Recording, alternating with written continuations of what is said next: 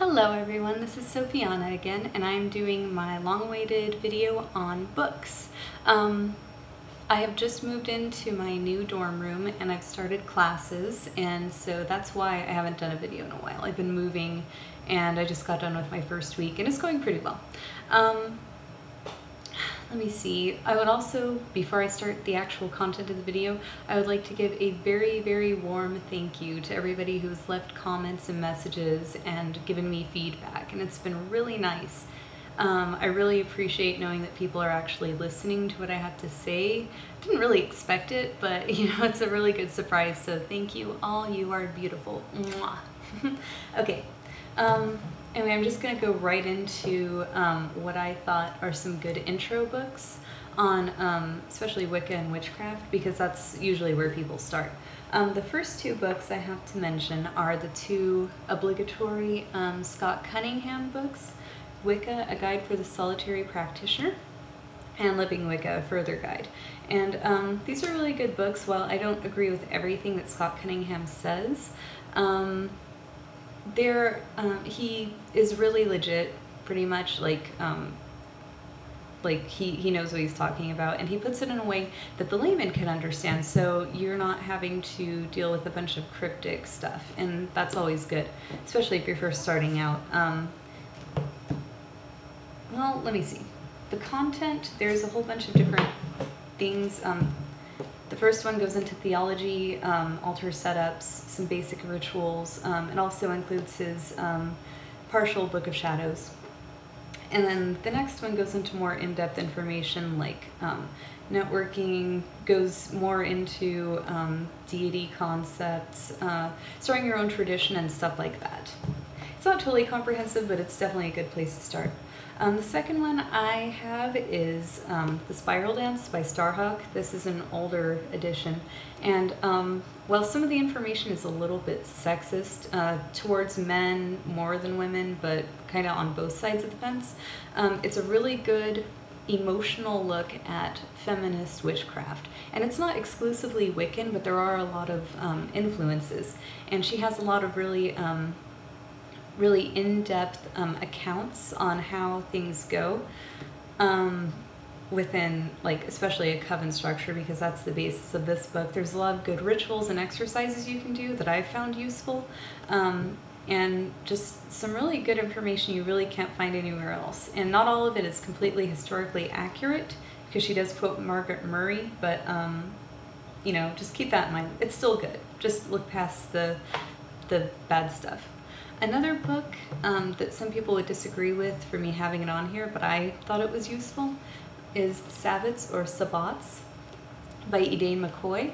And this is a really good place to start if you are looking into celebrating the 8 seasonal festivals of paganism. And yeah, they have, I really like this book. It has crafts you can do, different activities, recipes, some lore that isn't completely historically accurate, but once again, you can get past that. For the most part, it's really good, a good solid read, and something you could read throughout the whole year. Getting into some more intermediate topics, like less beginnery stuff. The first one I would suggest is The Wiccan Mysteries by Raymond Buckland, and this book will make your head explode. It's so chock full of information, but it goes into the roots of a lot of the symbolic significances within Wicca. And while this is specific to a particular religion, this would be good for any pagan to read, just to get some background on how people used to celebrate. It's fairly accurate historically, and while he does have kind of a bias towards Roman and Italian witchcraft, because he is Italian, it's still really legit and good, and I haven't found too many errors in it that I can pick out. A couple of other ones that I like, that I'm a little bit embarrassed to admit that I like, were Nocturnal Witchcraft by Constantinos. This is the first one, and it basically just how, if you are a nocturnal person who likes things that are dark but not bad, this is a good place to start. He talks about different divination techniques you can use, how to tap into nocturnal energies, like just rather than daytime energies, like nighttime energies, the moon and the stars and all that, and different other things. It's a very introverted read, but really good for expanding your practice if you're interested in stuff like that. Another one, and this is the more embarrassing one of the two, is Gothcraft by Raven Digitalis. And it sounds really corny, and I really thought it was going to be, but actually it's fun. If you are a goth and you are interested in paganism or witchcraft, I would very much recommend this. It goes into the mechanics of the gothic subculture, and then it goes into the mechanics of paganism and magic, and then it goes into how you can combine the two. There are some really interesting bits on body piercings and tattoos, makeup that you can do magically, clothes, and just a lot of really interesting stuff that alternative subcultures would appreciate. And so it's a lot of fun. And he does write with a sense of humor, so it's not too corny.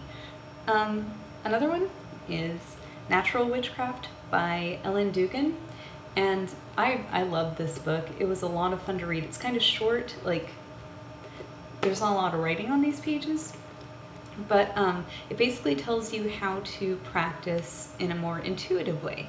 And there is a lot of really good ways to hone your intuition and apply that to your practice.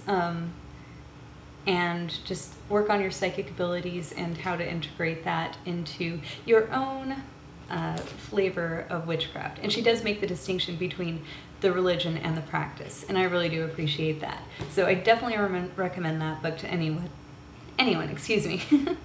The next one that I like was Green Witchcraft 2. Now, I didn't actually read the first one, but this was like used, so I bought it. It was cheap.